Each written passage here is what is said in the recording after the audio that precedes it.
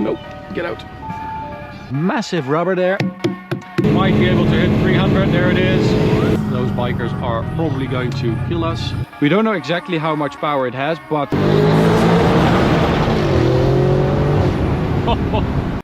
What's up, ladies and gentlemen, and welcome to this POV review by Autobahn. My name is Max, and today you join me on a lovely day with this Lamborghini Urus. This car is for sale at Thijs Timmermans, and we saw it and we thought, okay, we need to take that beast out in this matte satin green with a little power increase. It is an absolute beast. So today I'm going to show you around it. I'll show you the spec, the exterior, the modifications, and then we'll take it for a drive towards the Autobahn for an Autobahn blast. Now, this car is for sale at Thijs Timmermans. Go check him out. Link is in the description. Make sure you check out his inventory because he always has very cool cars for sale. Always has some cool Ferraris and AMGs and stuff like that. And as I said, when we saw this thing, we thought, let's have a go, because it's been modified with this satin matte green wrap, which is, I think it works well on the car. I mean, it's not my taste particularly. However, I think that matte satin, it works really well with all those lines that you get on the Urus. This is the first generation Urus, introduced in 2018 after they introduced a concept car in 2012 with the 5.2 liter V10. In the end, they went for the V8 that they borrowed from Audi. However, it is a heavily reworked version of that engine with different cylinder heads and stuff like that. 650 horsepower. And even though it's on the same platform as an RSQ8, a Cayenne Turbo, a Touareg and a Bentley Bentayga, it is different than those cars. It has more of a Lamborghini feel. At the front we've got a very aggressive bumper with these Y shapes that come back everywhere, like in the LEDs as well in the front bumper here. It is a recognizable Lamborghini shape nowadays. So are these hexagons. Also see those everywhere. And the shape, especially that nose, has been designed to emulate the front of an Aventador, which is also pretty cool. We've got 23-inch wheels around that Pirelli P0 rubber. These are specific Lamborghini tires. You can see that because it has the Lamborghini L over there. This is a 285 section front tire. Behind that we've got the standard carbon ceramic brakes, 440 millimeters at the front, 10 pistons, and you get 370 mils at the rear. These were the biggest ceramic discs fitted to a production car when it came out, 440 millimeters, absolutely massive. I mean, this is a 23-inch wheel, which is just huge, and then you can see that that thing still looks massive. Really cool. You got air suspension on the Urus as well, with a ride height control, of course, so you can get it nice and low in Corsa mode, because this is what Lamborghini calls the first SSUV, the super sports utility vehicle. And they really wanted this to be a combination between luxury, daily usability, practicality, but also still be sort of a supercar. And I think, well, especially in this color, you do get that supercar appeal, because people just, they look at you because it's such an extreme car. And the Porsche Cayenne or something like an RSQ8 definitely gets less attention than this. Rear tires, 325s, absolutely massive rubber there to get that power on the road, and also to get the weight sorted out, 2200 kilos, which is a bit less than the other SUVs on this platform, which is nice. Quad tailpipe as well. You get a proper boot. There you go. This is like a proper practical family car. That's also what it's used for most people. It's the first car is an Urus, and then the second car is a Huracan or an Aventador, or usually they have a little bit more than two cars. You know, when the concept was presented, everyone was like, oh, SUV, no, Lamborghini shouldn't make SUVs. How cool is it that you can drive, you can daily drive your Lamborghini, and it's actually a practical family car. You can take it on holiday and whatever. I think that's really cool. Yes, there are a few things that came directly from Audi, but you still get some proper bespoke Lamborghini stuff as well, like the styling, but also this engine. As I said, different cylinder heads, 650 horsepower, 850 newton meters of torque, which is also a bit more torque than a Cayenne turbo, for instance, had. 3.6 seconds to 100, which is also pretty crazy, and 305 km/h top speed. Now, as I said, this has been tuned slightly, so it's got downpipes and a tune on it. We don't know exactly how much power it has, but I mean, it should do over 700 easily. And you know, you also get a little bit more sound from those downpipes, of course. So because this is the practical Lambo, you also have a nice comfy interior. You have some proper rear space as well, so you have some proper leg room, because this is my position and I can sit behind myself quite nicely. You do have the sloping roofline, of course, so headroom is limited, but for 4 adults this is perfectly fine. You could do some nice trips in this. There's the Y shape again on the speakers. I mean, it's just a really nice all-round car. And so because you have a practical car, that's also why they sold so well. So when they introduced the car in 2018, they were planning on building around 3,500 a year. And by the second year, they already had to expand the factory because they were doing like 5,000 a year. No, get out. And that is because this is such a practical Lamborghini. These people always had to buy something else because you never had an alternative to an Audi or a Porsche from Lambo.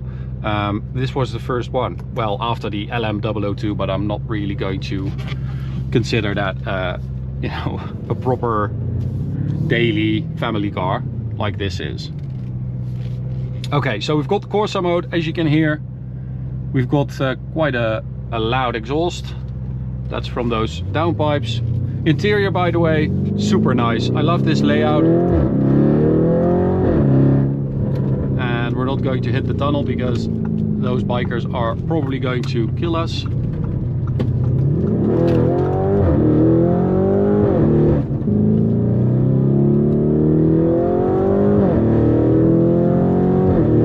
So especially with these downpipes, this is the opportunity to get a car that is for extrovert people, right? With this matte green wrap, this exhaust sound.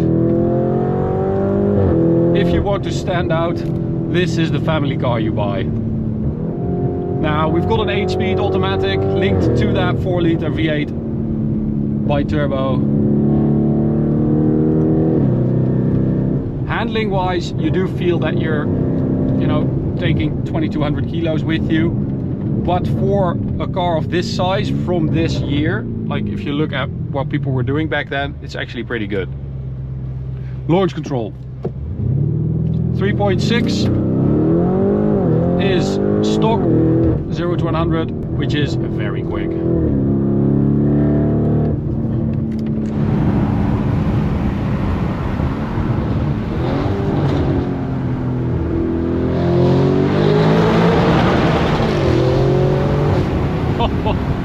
And this car still has a proper rev limiter.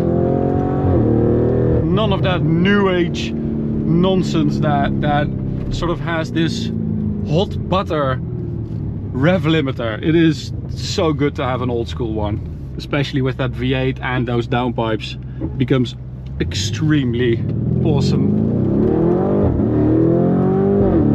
You also have rear wheel steering, 4-wheel drive, of course, active roll stabilization, everything there to make you feel like you're driving a little bit of a smaller and lighter car than you actually are. And in the end, as I said, I think it's the second or the third year, they were doing over 5,000 in their new facility. They were building over 5,000 of these. I think until 2023, they did 30,000 of these.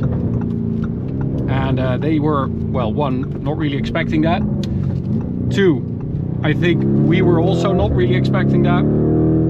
And it's completely bankrolling their whole operation, because they can invest so much money in the Temerario, for instance, or the Revuelto. All that money flows from the Urus to the proper super sports cars. So we should be thankful. All right, Autobahn, full throttle. 100 to 200 we measured 7.7, which is almost a second quicker than the stock Urus we measured.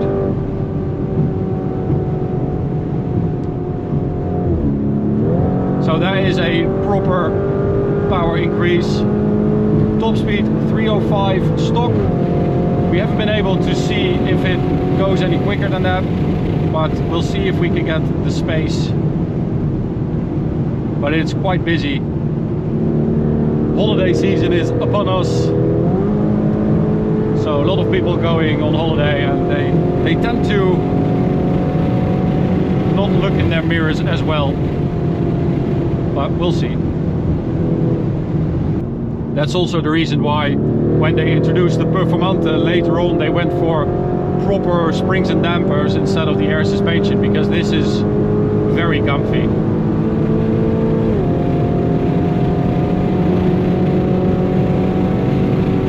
High speed stability also very good.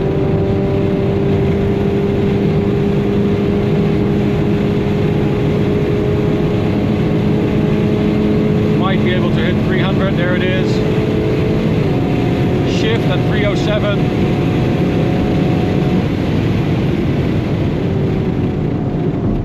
Oh, and then you've got those carbon ceramics to lean on. This is like maybe 30% braking force. It's ridiculous, the reserve you have braking from 310. That's why you need ceramics, especially on a heavy car like this that, you know, goes even faster than the stock car. But luckily Lambo decided that you needed ceramics anyway, so they didn't deliver this car with steel brakes. There we go, picks up nicely.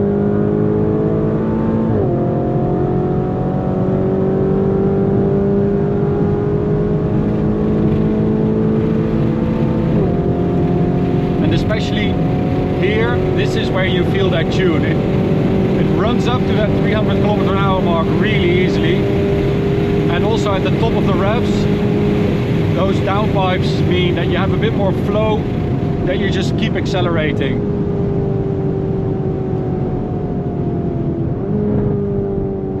Thank you, sir. It's very kind.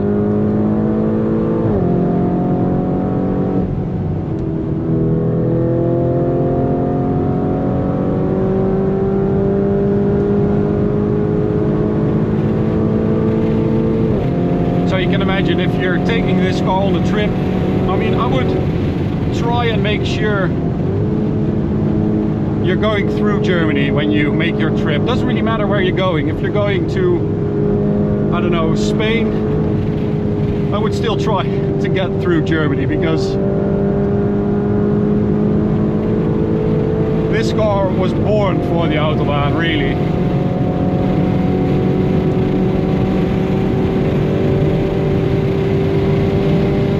Nice and flat. A little bit of a bump coming up here, and the car.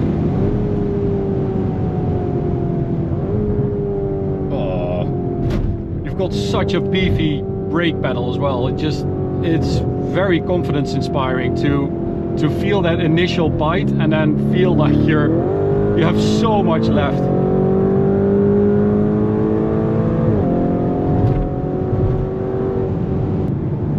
So during the life of especially the first generation Urus, you had this one, the regular one, if you can call it that. It was replaced by the Urus S later on. You had the Performante, which was razor sharp, more like Cayenne Turbo GT territory, maybe even more aggressive than that car. And then with the second generation, they introduced, or well, it's actually a facelift, but it's more than that. They introduced the SE, which we drove in Italy as well, which is again a completely different car, hybrid, but with tons of power and even more daily usability. They are really stretching the limits of what you can do with this platform. And even though you have a lot of different versions of this car on the same platform, they all feel so different, and I love that. You can definitely see that all these different cars are for different people, and they speak to a completely different audience, and that makes it special, you know. And then if you want one step further, a super, you know, out there Urus, go check out this one for sale at Thijs Timmermans in this, well, what is it, apple green, venom green with this downpipe, a little bit of a tune. Runs beautifully, as you've seen, and is measurably quicker than the stock car. So go check it out. Link is in the description. Thank you for watching. You can subscribe by clicking the big button in the middle. You can also check out this video, this playlist, and I'll see you at the next one. Bye.